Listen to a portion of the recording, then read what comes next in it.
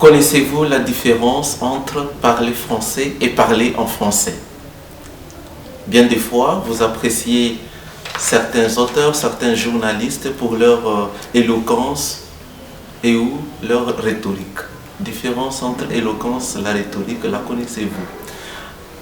Un auteur qui s'est essayé, qui s'essaye encore, bien aguerri, a pu penser à l'art de bien parler et de bien écrire en français.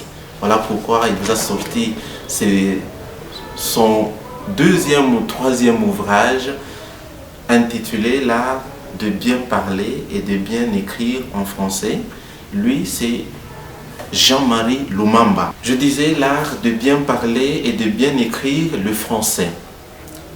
Troisième édition, toujours dans la même maison d'édition Étoile, paru depuis 2022. Qui est M. Jean-Marie Lumumba? Jean-Marie Lumumba, il est licencié en français, langues africaines de l'ISP Lubumbashi. Ancien préfet des études et chef de division adjoint, conseiller de l'enseignement à la direction générale de l'entreprise Kisenge Manganese. Il a successivement travaillé comme enseignant de français au Maniema, à Kisangani, au Lalaba et à Lubumbashi.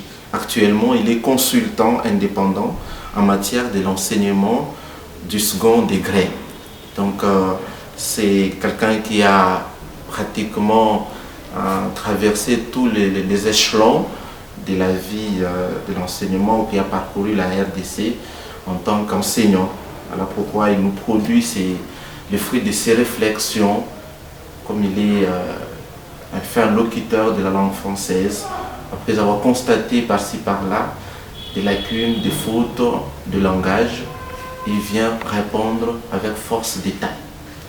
Et donc, nous allons le recevoir sur notre plateau dans le magazine Un livre, 1000 idées, que vous regardez régulièrement sur notre télévision, au Moja, la RTI.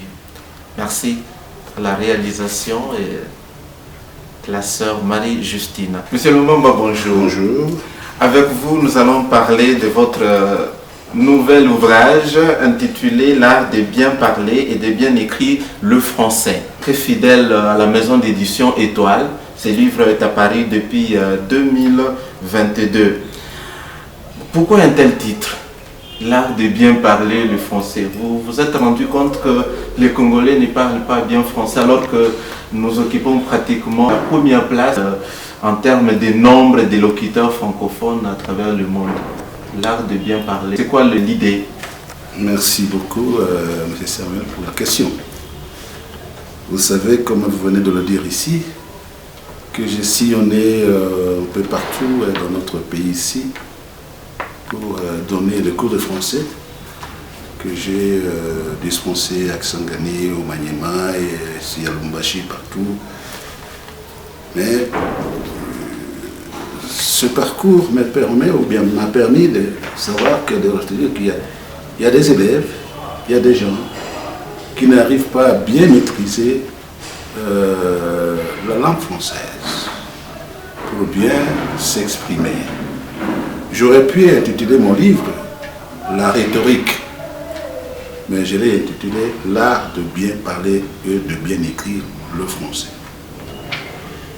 De cette manière, j'avais produit un document qui est à la fois pédagogique, littéraire, pour permettre aux apprenants, à mes collègues enseignants, de s'imprégner effectivement de l'importance de cette langue et qu'est-ce qu'elle demande. Cette langue, la langue française, est trop exigeante,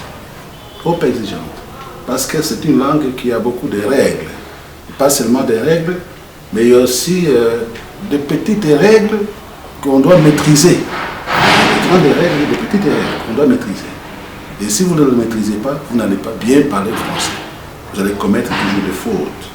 C'est pour cela que nous avons produit ce document que j'ai intitulé L'art de bien parler et de bien écrire le français.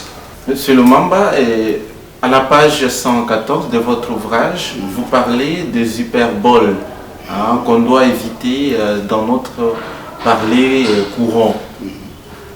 Qu'est-ce que cela veut dire concrètement, les hyperboles? On sait que c'est une des figures de style et tout, mais vous nous demandez de l'éviter. Pour quelle raison? Oui.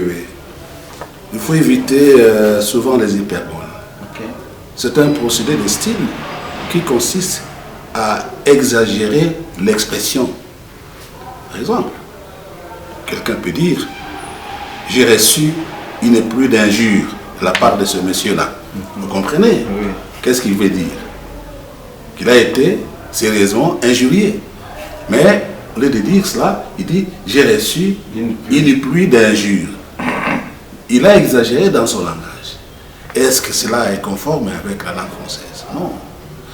Le message, peut-être, on peut le comprendre, ce qu'il veut dire. Ce n'est pas pour embellir. Il peut être embelli, mais la langue française a ses règles. Vous ne pouvez pas aller au-delà de ces règles. Donc, il faut respecter ces règles pour qu'on dise que vous avez bien parlé. Vous vous rendez compte, notre ancien président du Sénégal, Léopold Sédar Senghor, quand il a terminé ses études en France, il a commencé à donner le cours français là-bas. Et un jour, il a dit, j'enseigne le français aux petits Français de la France. Vous comprenez? Lui est un Africain. Mais on lui a confié ce cours-là pour donner ce cours aux Français, aux petits Français, qui maîtrisent cette langue ou qui l'apprennent depuis leur bas âge. Pourquoi? Parce que Senghor maîtrisait très bien cette langue. Dans tous ses aspects. Alors, comme il maîtrisait, c'est qu'il évitait des termes imprécis, ou des termes plats. Tout ça. Hein? Dans votre ouvrage, vous y faites allusion. Vous interdisez aux locuteurs francophones de ne pas employer des termes plats, faire, ainsi de suite.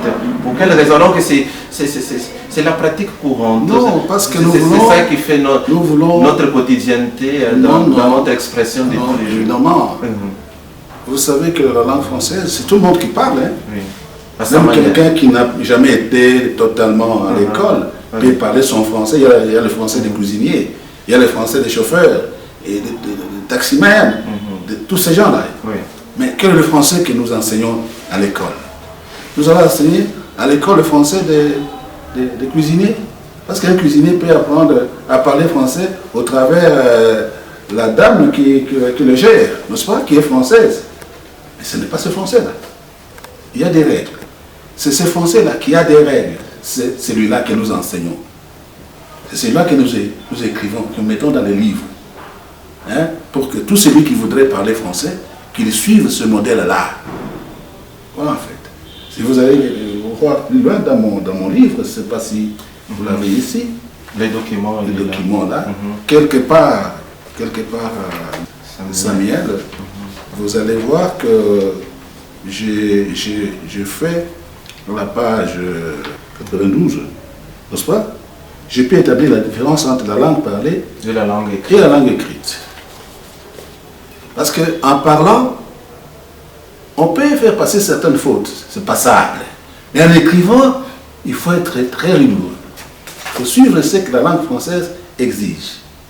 C'est ce que vous allez voir ici, par exemple. Nous avons mis 2 colonnes. Il y a une colonne avec des fautes. Hein? L'autre colonne, nous apportons des correctifs. Et c'est comme ça qu'il faut parler, cette langue-là. Hein? Et là, vous vous inscrivez dans quel style?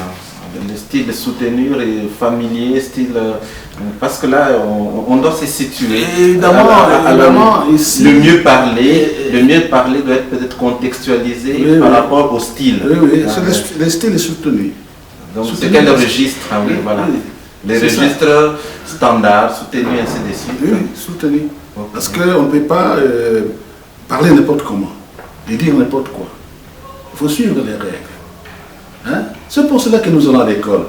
C'est pour cela qu'il y a des licenciés en français. Hein? Sinon, tout le monde se dirait qu'il est licencié en français. Il est docteur en français. Non. Hein? Et quels sont les mots, les termes plats qu'on doit éviter, les termes imprécis que vous qualifiez. Ce sont des clichés. Les clichés, oui. Les clichés, les redondances, tout ça, il faut... Vous pouvez donner des exemples à nos téléspectateurs les clichés. Qu'est-ce qu'ils peuvent éviter dans leur parler de tous les jours? Voilà. Il faut éviter les clichés. Et je dois commencer d'abord par répondre à ce que vous avez dit avant ici, oui, en parlant des hyperboles. Je donne quelques exemples. Quelqu'un peut dire, depuis qu'il est étudiant, il s'est fait des super copains. Hein? Super copains. Aujourd'hui, les gens utilisent ce mot super. C'est super. Mais qu'est-ce qu'il veut dire? Qu'est-ce qu'il veut sous-entendre? C'est préfixe super. Super. Oui. Non.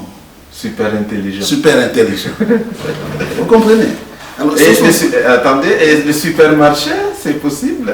Supermarché. Supermarché, là, ça devient un substantif. Un substantif. Le super intelligent, donc deux adjectifs côte à côte. Côte à côte, ce n'est pas normal. Préfixe et adjectif. Ce n'est pas normal. Ok. Voyez-vous? Alors, ce sont des choses comme ça qu'il faut éviter.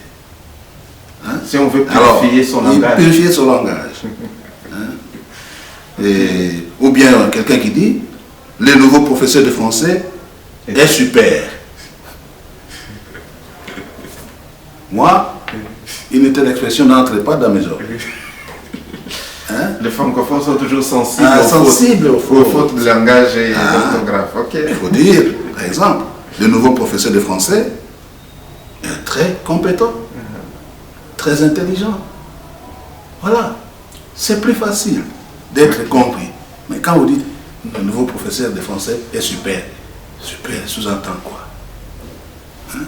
Ça ne va pas. Alors voilà, monsieur, ce que je voulais dire par là. Et alors, ça c'est sur le plan des hyperboles.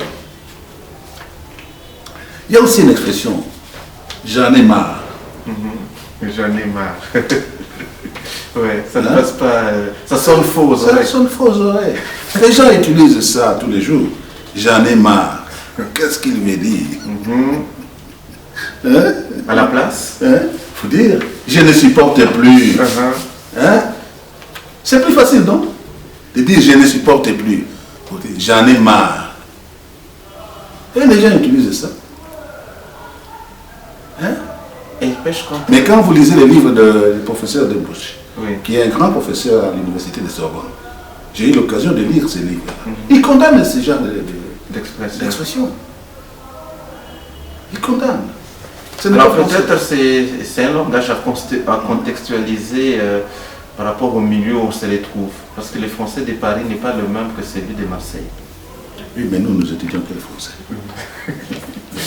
Le français classique. Classique, qui vient de la France. Oui, justement. Bonsoir. Normalement. Évidemment, nous étions colonisés ici par les Belges, mais ce n'est pas ces Français-là que nous suivons. Hein? Oui. Ok. Alors là, on dit, on ne badine pas avec l'amour, on perd tout en voulant tout gagner. Donc ça, c'est trop terre à terre, ce sont des termes triviaux, de la trivialité. On ne badine pas avec l'amour. Qu'est-ce que...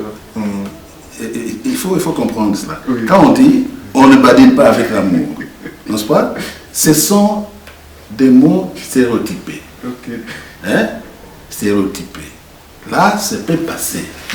Mais si vous lisez très bien, je dis pour rédiger correctement, il faut éviter des mots qui reflètent une certaine négligence. Car celui qui écrit ne se donne pas la peine de chercher le terme approprié. Il faut éviter, par exemple, un pronom trop fréquent. J'ai parlé du pronom on. Hein?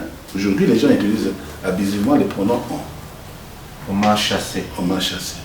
Qui vous a chassé? Le préfet m'a chassé. Le professeur m'a chassé. Donc on se cache derrière on pour masquer l'identité. Là, ce n'est pas correct. Là, ce n'est pas correct. J'ai donné un exemple ici. Quelqu'un qui dit, par exemple, à la télévision, on a annoncé une grève générale de train ce lundi. On a annoncé. Qui a annoncé? C'est imprécis. Imprécis. Il faut dire à la télévision, les journalistes ont annoncé une grève. Voilà une phrase correcte. On a annoncé. Essayons de revenir à la question de la redondance. Il est reconnu par les stylisticiens comme étant parmi les styles qui qui marque l'insistance dans la pensée au jour d'aujourd'hui. Oui. Ah. Oui. Comment, Le mot au jour d'aujourd'hui, quelle est votre réaction ce mot-là, au jour d'aujourd'hui? ce mot-là, Incessamment peu. au jour d'aujourd'hui, Oui. c'est une redondance. C'est une répétition. Parce que dans le mot au jour d'aujourd'hui, Oui. le mot oui signifie à présent. Vous comprenez? Et puis quand vous dites au jour d'aujourd'hui, vous vous répétez deux fois. Au jour d'aujourd'hui. Et d'autres diront comme par exemple. Comme par exemple, ce n'est pas aussi correct. Ce n'est pas aussi correct. Hein? Les Ou stylisticiens bien voir même. voir même. Même, non. Ça ne va Alors que pas. voir signifie même. Mais voir signifie Avec même. Et le voir ici, Oui. il faut faire attention. Parce que C'est le avec voir eux. ici, avec eux, À la fin. il est différent de voir, verbe. Verbe. Voir ici, c'est un adverbe. Hein? Quand on vous dit voir même, c'est déjà une tautologie. C'est ça la redondance. D'autres qui ajoutent, j'aurai un plus. Ah, j'aurai un plus. Pour ajouter un plus, Pour ajouter un plus. à ma connaissance. Qu'est-ce que cela signifie? Vous voulez dire, j'aurai un plus, j'aurai un intérêt, un avantage. Hein? Par exemple, quelqu'un qui peut dire, par exemple, connaître parler l'anglais, c'est un plus. C'est un plus. Est-ce que c'est correct? Non. C'est un avantage, c'est un privilège. N'est-ce pas? Dites ça, c'est plus facile. Hein? Quelqu'un d'être clair dans le langage. D'être clair. En Pour utilisant des éviter termes simples, des termes de tous les jours, Oui, mais clairement. on écrit pour se faire entendre. Oui. On n'écrit pas pour soi-même. On écrit pour que l'autre puisse me lire et entendre le message, suivre le message et décortiquer. Et là, je précise que vous vous adressez aux locuteurs qui veulent améliorer réellement leur Oui, parler. leur parler. Pas, Et pas seulement leur parler, et leur écrit. écrit. Ok. Parce que le français, M. Samuel, c'est surtout l'écrit. L'écrit. L'écrit. C'est que le contraire des anglophones disent the language is speak. Non. La langue, Le- c'est d'abord non. les parler. Non, je vous dis que c'est d'abord l'écrit. L'écrit, ok. Hein? Quelqu'un a dit, je ne sais pas si j'ai encore une bonne mémoire, ceux qui croient avoir bien maîtrisé le français écrivent mal le français. Vous pouvez avoir la prétention d'avoir bien maîtrisé de cette langue. maîtriser la langue. Mais lorsqu'on lit vos écrits, On sait. il y a des clichés, il y a des fautes, n'est-ce pas? Alors, ça vous met à nu. Il faut beaucoup d'humilité Ah, dans l'humilité l'apprentissage dans l'apprentissage de cette langue. de la langue C'est française, une langue exigeante, exigeante, comme vous l'avez dit. aux nombreuses normes. Oui, oui. Et donc, ici, vous vous insurgez contre de telles expressions. Alors, quelle différence établissez-vous entre l'oxymore et l'anaphore? Oui, déjà, je commence par l'anaphore. L'anaphore, c'est une formule, n'est-ce pas, qu'on utilise au début d'une phrase pour marquer une certaine insistance. N'est-ce pas? J'avais suivi lorsque l'ancien président français, pas celui-ci, François Hollande. François Hollande, Oui. hein, quand on lui posait des questions par les journalistes pour savoir ce qu'il ferait si il passait ou il devenait président. Et il a passé, moi, président de la République, je ferai ceci, je ferai cela. Moi, président de la République, il n'y aura plus de chômeurs dans mon pays. Moi, vous voyez cette répétition-là. C'est ça l'anaphore. N'est-ce pas? C'est ça l'anaphore. Qui est différent, comme je vous ai dit ici, qui est différent De l'oxymore. de l'oxymore, qui oppose des termes. Rassemblés Ah. au même endroit. Ah. Hein? Une lumière obscure. Ah. Quand vous dites une lumière obscure, c'est ça l'oxymore. Vous avez la lumière et de l'autre côté, Donc il y a une forme d'entité rassemblée rassemblée. Voilà, au même endroit. au même endroit. Ok. C'est ça l'oxymore. Une triste joie. Une triste joie, par exemple, c'est l'oxymore. Et là, vous la conseillez aux locuteurs comme figure de style? Oui, je ne t'interdis pas d'utiliser ça. Oui. C'est autorisé d'utiliser. Mais il faut voir dans quel contexte vous l'utilisez. Et vous vous adressez à qui? Parce que je vous ai dit tantôt ici, on écrit pour être entendu. N'est-ce pas? On n'écrit pas pour que le message soit bloqué par les décodeurs. Alors, quelqu'un qui disait parler pour communiquer. L'important, c'est de communiquer, que le message soit reçu. Mais bien. Alors, il faut les communiquer correctement. Que le message soit bien, bien codé. Vous comprenez? C'est comme en grammaire. Je l'ai toujours dit quand je donnais un cours de français. Quand je donnais un cours de français, je l'ai toujours dit que, par exemple, une phrase. Hein? Une phrase, c'est quoi? Il y a beaucoup de définitions d'une phrase. Justement. Il y en a qui disent une phrase, c'est l'ensemble de sujets, verbes et compléments. Oui. Moi, j'ai toujours dit à mes enfants, mes élèves que j'avais enseignés, qu'une phrase, c'est quoi? C'est le développement d'une idée. Une idée qui n'est pas parfaite. Parce qu'une phrase, on peut l'exprimer au travers d'un seul mot. Quand je dis par exemple, viens, c'est une phrase. Mais quand je dis, je mange la banane, c'est une phrase parce que dans cette phrase-là, il y a le je qui est le sujet, mange qui est le verbe, n'est-ce pas? Banane qui est le complément. C'est une phrase. Mais il y a des phrases qui n'ont pas cette structure, hein, qui s'expriment juste parler par exemple. Mais c'est une phrase. Pourquoi c'est une phrase? Parce que l'idée est déjà comprise par celui à qui vous vous adressez. Alors, M. Jean-Marie Lumamba, et puisque nous sommes dans cette partie de la stylistique qui constitue ou même la partie centrale, qui constitue la beauté de la langue française, vous parlez de périphrase, une périphrase qu'on doit... Oui, avant d'arriver à la périphrase, je voudrais vous donner quelques clichés, hein, parce que nous avons parlé des clichés ici. J'en ai fait mention ici. Nous avons parlé des jours d'aujourd'hui, c'est un cliché.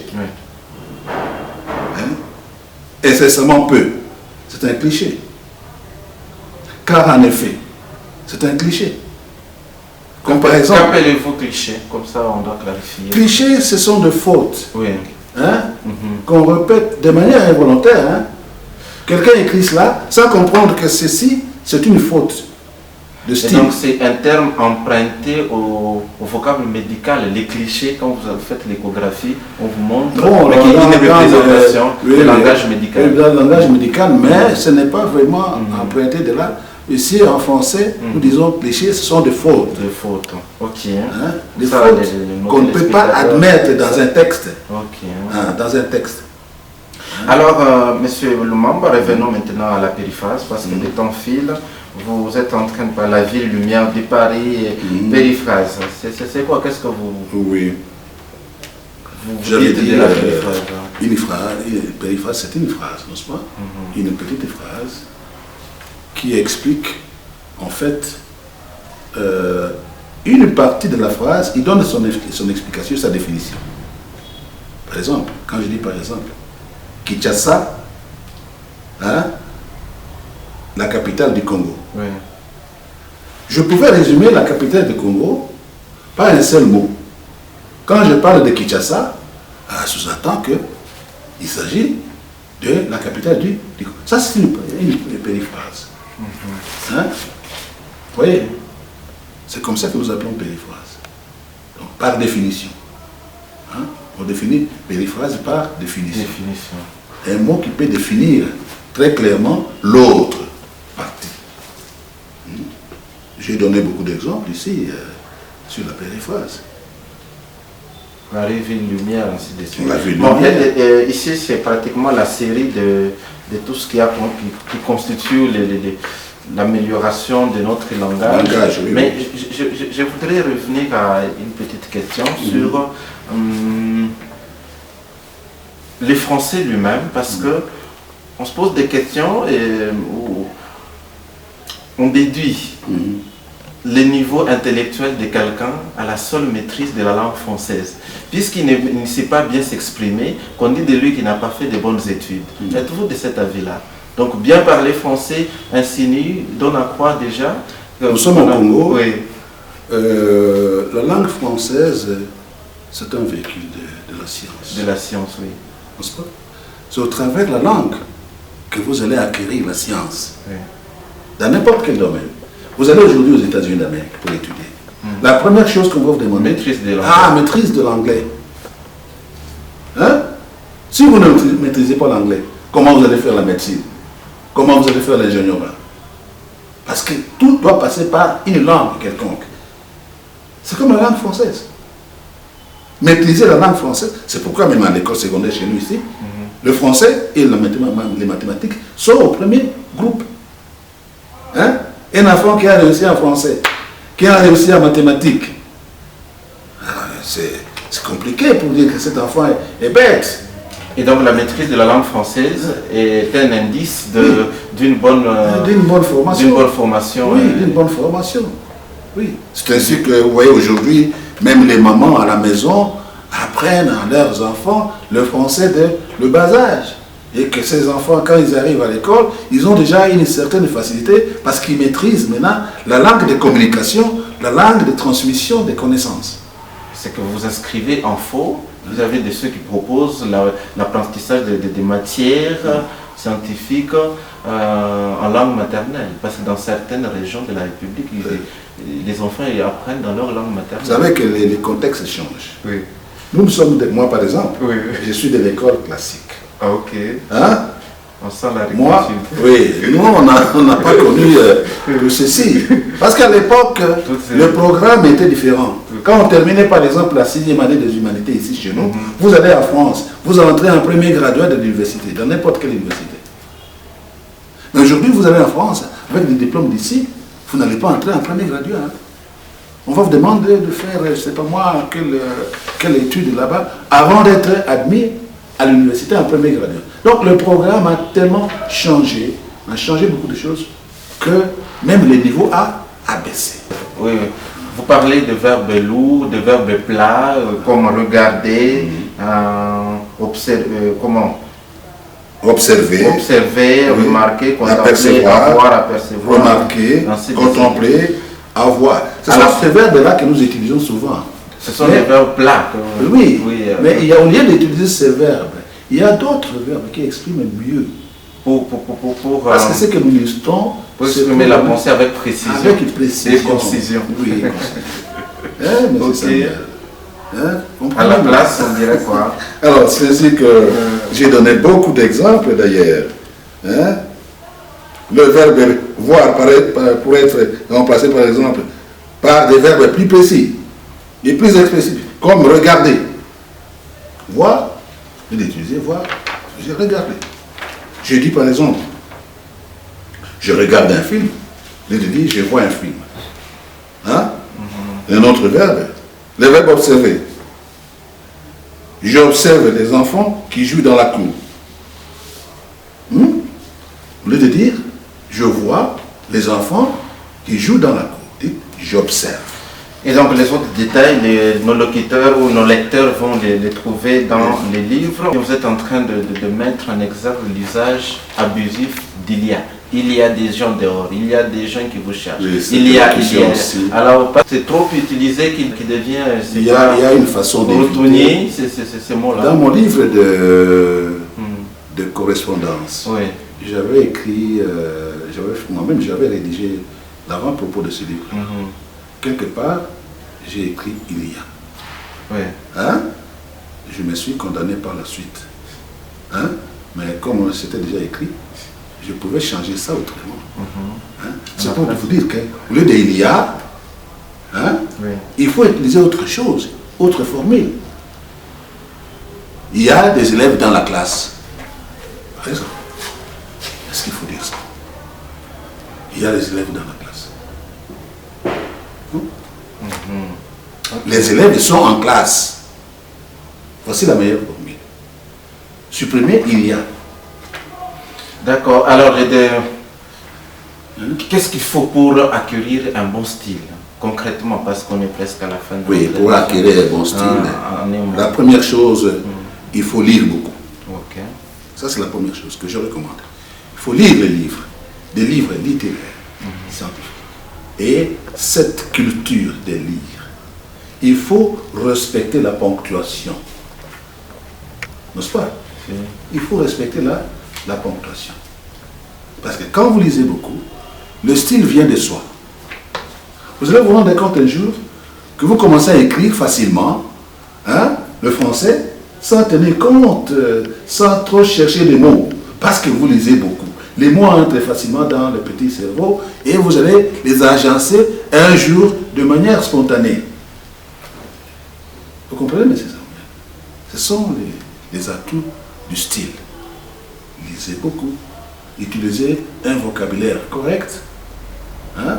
Un vocabulaire qu'il faut à la place qu'il faut. C'est pourquoi nous sommes en train de lutter, comme vous venez de dire ici, au travers de ces livres-là.